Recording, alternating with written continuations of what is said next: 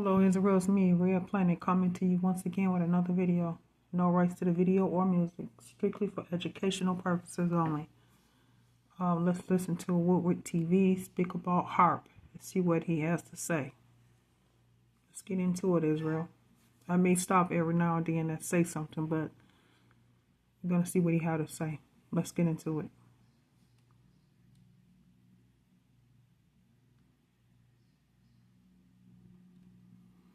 To discuss the idea that we would be witnessing more Aurora events moving into the future.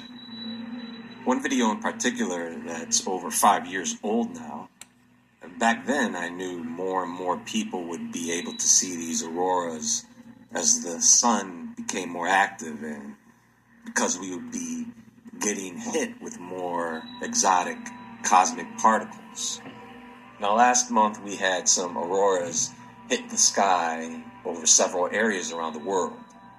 And with excellent timing, HAARP, the High Frequency Active Auroral Research Program, was scheduled for some experimenting. So, as a result, some people were pointing to HAARP once those auroras showed up, but the cause of those auroras was said to be caused by solar storms. So, this is not really a good time for HAARP presenting this past event as a coincidence. A research facility that has been known to have the power to create earthquakes, auroras in the sky, is running experiments at the same time. We are having rare aurora anomalies. You know, there's a quote from author Wayne Dyer about coincidences. In mathematics, two angles that are said to coincide fit together perfectly. The word coincidence does not describe luck or mistakes. It describes that which fits together perfectly.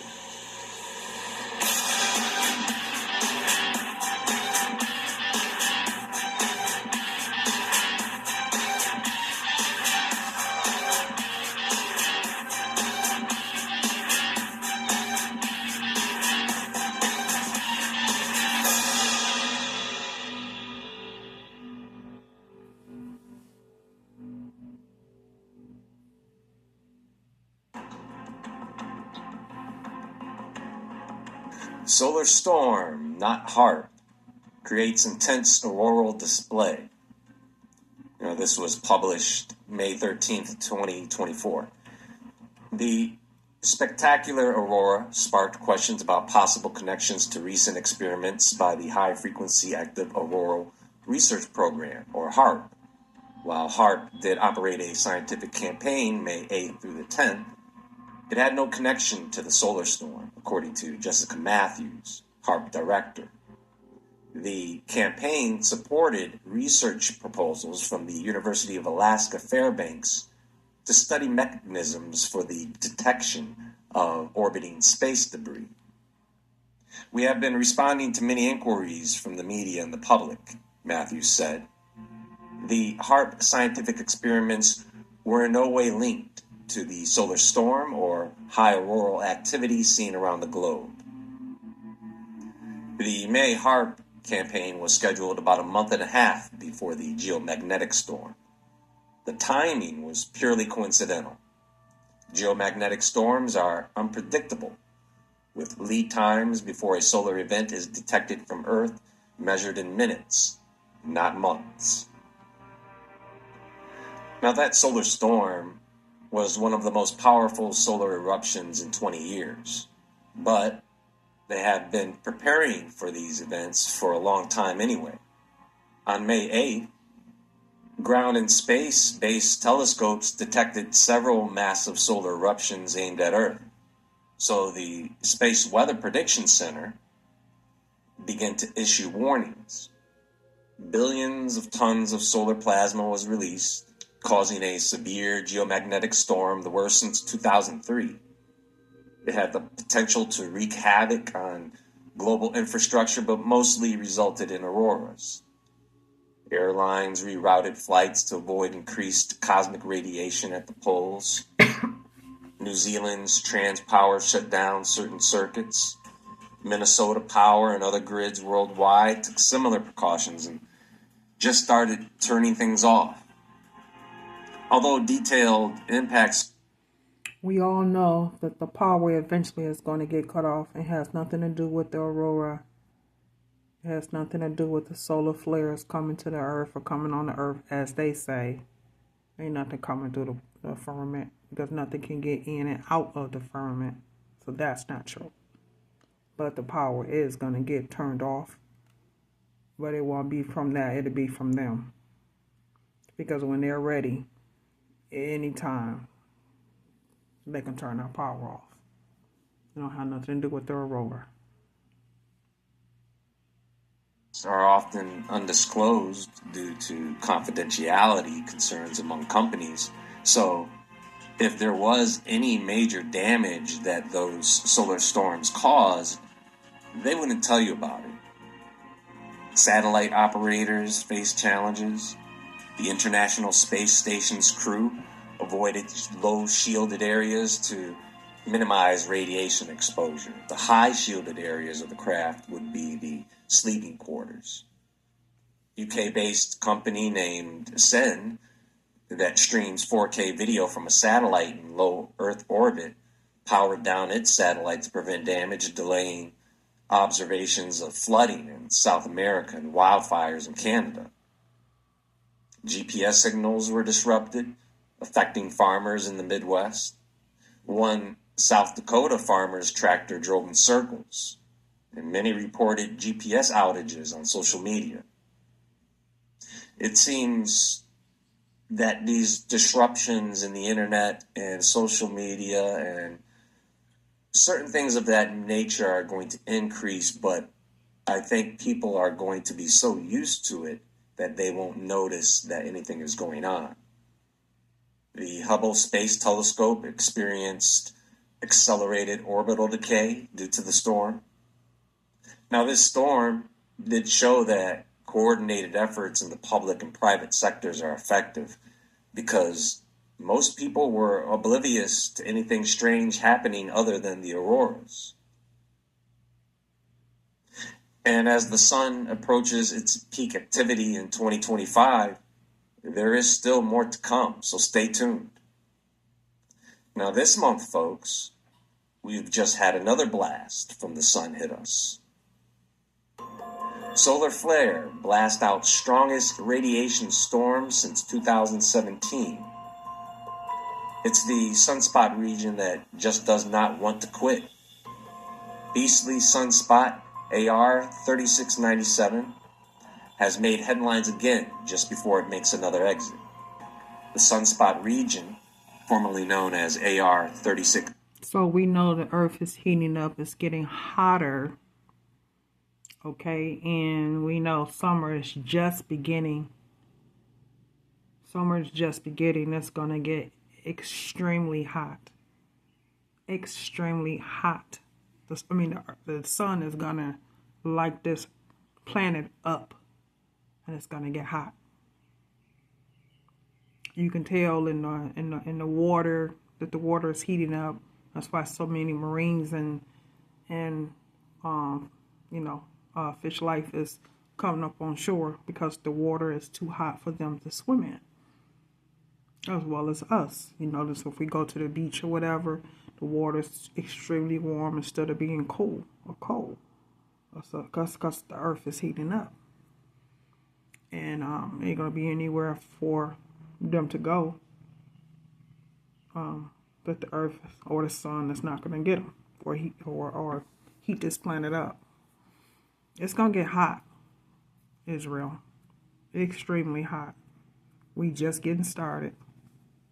It's going to be so hot, even we not going to be able to come out and sit out in it. And the melon protects us from the sun. Actually help us. But if we can't sit in it, the animals can't sit in it. No one can really sit in it. We're going to be in our house. Air conditioner's going to run. Central air is going to be running. And that's going to put a strain on the power grid. to a point where it knocked the power grid out or knock our power out. Because the power grid goes out, our power go out. Don't know for how long. That's how hot it's planning on getting. People are in different cities are seeing that the earth is heating up. Cities are heating up, like in the hundreds or something. And we just getting started. Imagine when it really gets started and it heats up and the sun heats up this earth. It's gonna be unbearable. So just get prepared for it. Only thing I can say is just get out in and let your body get used to the heat. That way, to you, it feel like it's cold. For others, it'll be hot to them. It's important that we sit out in the sun. I ain't say all day, but the more you sit out in it and get used to it, the more you can tolerate it. That's what I'm saying, Israel. Because at some point in time, you got to sit down in it. That's what helps our melon. 64 produced the historic geomagnetic storm that led to May's global auroras. On Saturday, June 8th, the sunspot fired off a M9.7 class solar flare, the second strongest type in the classification scale. The flare was powerful enough that it produced the strongest radiation storm since 2017, according to NOAA's Space Weather Prediction Center. These types of events can pose a risk of impact to space launch operations and satellites, and can also disrupt shortwave radio signals. So, if you're hoping to catch a glimpse of the Aurora Borealis, tonight might be your best chance for a while. A few minor geomagnetic storms could light up the skies in about 10 states. But the opportunity to see the auroras from the U.S. is fading, with the best views moving further north by tomorrow evening. Today, the National Oceanic and Atmospheric Administration announced that minor to moderate geomagnetic storms are expected through the night and into Tuesday, and these storms may bring a small solar radiation storm. For those in the U.S., this means there could be a chance to see the auroras in states along the Canadian border, including parts of Minnesota, Montana, North Dakota, Wisconsin, and the northern regions of Michigan, Washington, Idaho, South Dakota, and Maine.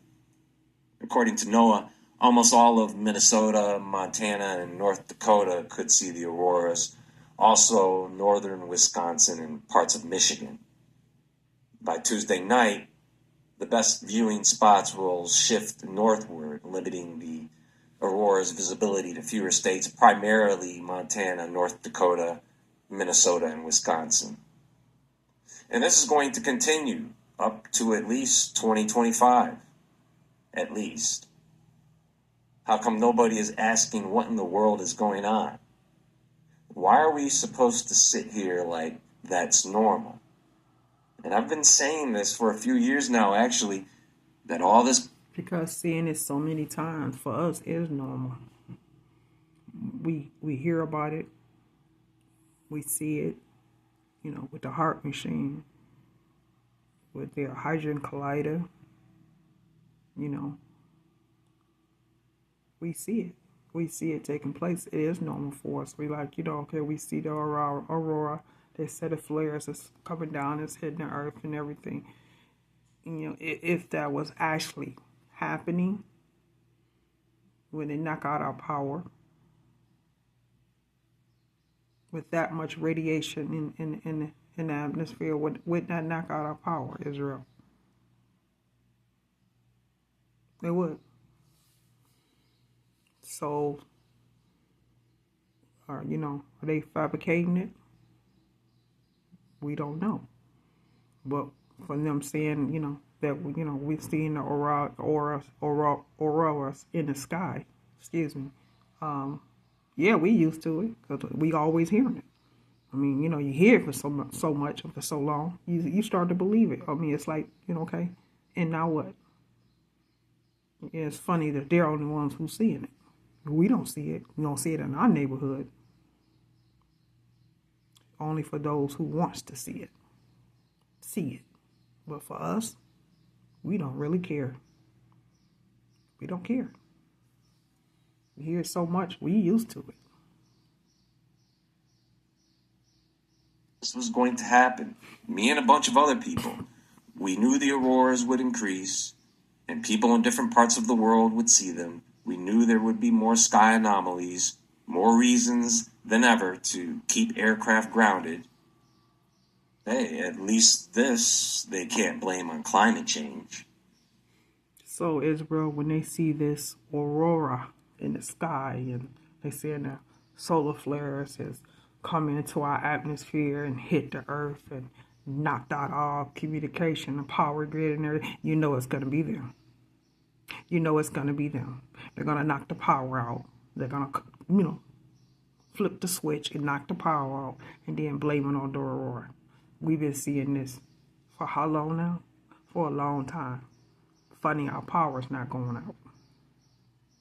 Now, I'm not saying that, it can't be from the bad weather. That's possible. With all these tornadoes and hurricanes that different cities are having. But Israel, we used to this. Come on. This is nothing new to us. And we still have power. So we know it's them. Got nothing to do with this. They just want us to believe that.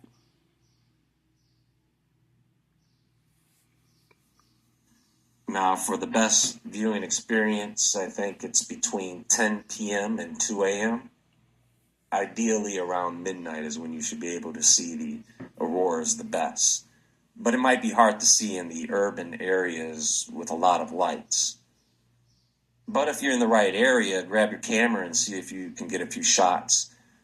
But if you happen to miss it, no worries. There will be plenty more where those auroras came from.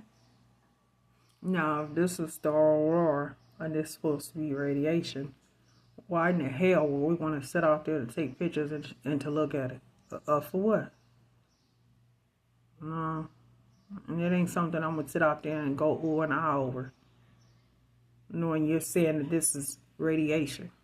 But I'm going to sit out there and look at it? Don't think so. Now, when it comes to HAARP, here's the thing. They have this thing where they let everyone know when they are going to light up the sky with their experiments and research. And these events are usually localized and limited to areas around Alaska. I personally don't believe HAARP has the type of power to light up the sky in such a way that it's visible across the U.S. and other areas around the world. Yeah, but I don't put nothing past them that's not possible.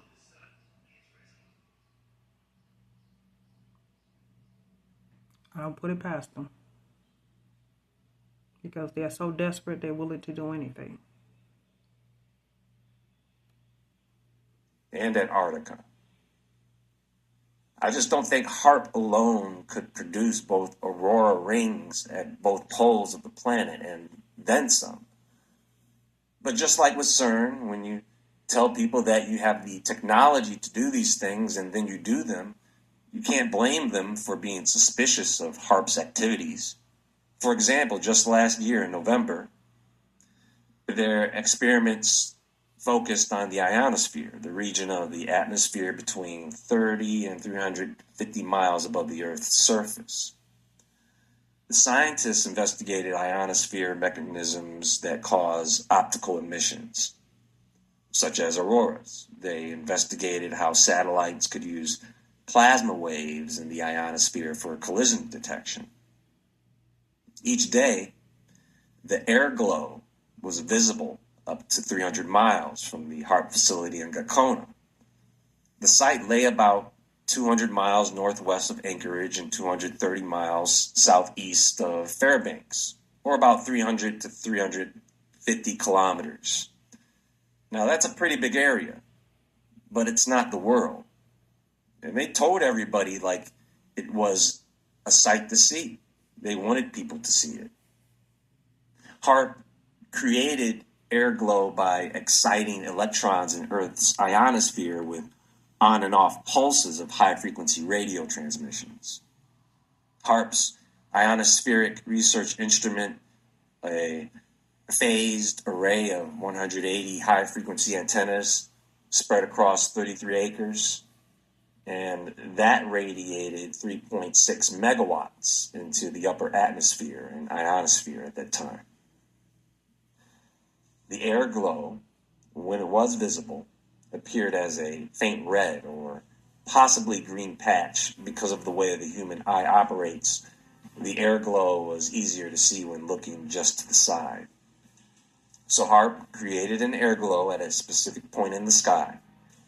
The angle of visibility for anyone wanting to observe it depended on their distance from HAARP. HAARP transmission frequencies varied, but according to them, it was between 2.8 and 10 megahertz. Actual transmission days and times were highly variable based on real-time ionospheric and or geomagnetic conditions, according to them. The recent solar storm involved massive coronal mass ejections, releasing billions of tons of solar plasma, causing geomagnetic disturbances far beyond the capacity of HAARP's technology. I mean, the sun has a lot of freaking power. Go stand out in it. That's a cycling explosion heating you up. The thing is, they want us to believe that what the sun is doing is normal, but they aren't saying that either. Looking ahead, while HAARP's role remains a subject of speculation, yes, folks, they are continuing to prepare for something big coming soon, it seems. Perhaps this is due to the sun's solar cycle and or something else out there that maybe has already made its way. Whatever it is, Israel, we're ready for it. So let them do it. Upon us.